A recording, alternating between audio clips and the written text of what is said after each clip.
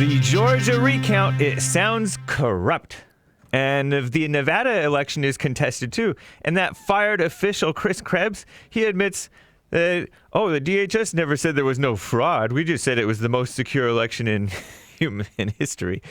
And the Arizona governor will not accept election results until all lawsuits are settled. That sounds prudent. This is the end of hour 2 of the Jesse Lee Peterson Show. It is Thursday, November 19th, 2020. Women's Forum tonight, ladies, for ladies only, third Thursday of the month. Thursday, November 19th, 2020, 7 p.m. here at Bond in Los Angeles for ladies only. Not recorded, not streamed. Sorry.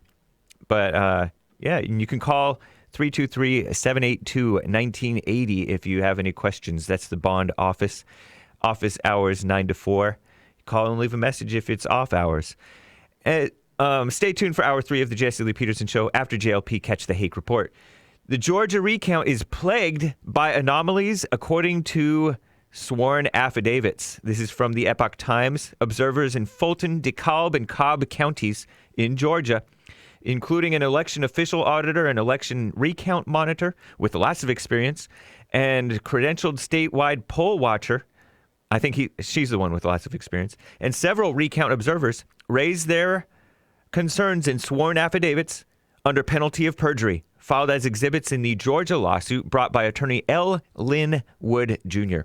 In one case, a poll manager, Susan Voiles, with 20 years of experience, found that while most of the ballots showed obvious signs of handling, which is normal, one batch stood out for their pristine condition. Approximately 98% of these ballots were votes for former Vice President Joe Biden. Only 2 constituting votes for President Donald Trump. This is in Fulton County, where Atlanta is. Lots of blacks and lots of Democrats and gays, too.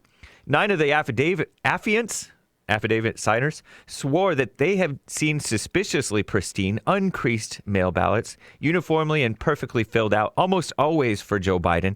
In one case, a batch of such ballots included 500 ballots in a row, all cast for Joe Biden, the Democrat presidential nominee. Georgia recount witnesses saw Trump votes counted for Biden, too. The Epoch Times says these affiants, people who signed the affidavits, testify that they witnessed ballots cast for Trump being placed in stacks for Biden and counted toward the tally for the former vice president, Obama vice president. One of the 3 said that she recorded activity of it on video. One man, Nicholas Zaher, said that he and other auditors saw this happening, and when he brought it to the attention of an election official, it was met with extreme hostility. Imagine that, blacks or Democrats getting nasty. Several said the same thing, saying Democrat observers were not treated the same way with that same hostility. Concetta Johnson, another witness, saw Trump ballots being placed into the Biden tray. She said, I believe the Board of Elections operations were sloppy, unorganized, and suspicious. Carlos Silva, a registered Democrat, who had also witnessed the unusually pristine ballots, said that he saw absentee ballots for Trump inserted into the Biden stack and counted as Biden votes a few times. Tiffany Savage, a recount monitor for the Trump campaign, testified ballots were placed in unmarked bins that are unattended or just placed randomly on a counter just lying around that appeared to be little, if any, supervision or control. The Georgia recount is a joke and is being done under protest, Donald Trump tweeted. Real Donald Trump, that is, the president. Even though thousands of fraudulent votes have been found, the real number is in matching signatures, he said.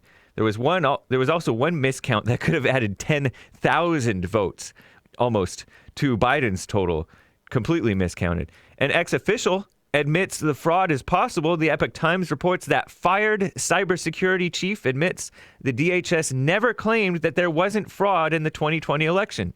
I saw that tweet. That's this Chris Krebs guy. I talked about him yesterday. He was retweeting Mark Hamill, that Trump derangement syndrome suffering former Luke Skywalker actor from the 80s Star Wars. He's old and fat now. And he retweeted some dumb woke woman, this former official, who said, I refuse to use whitelist or blacklist or master slave terminology for computers. What a kiss up. And more from Nevada and Arizona. I'm James Hake. Now to Jesse.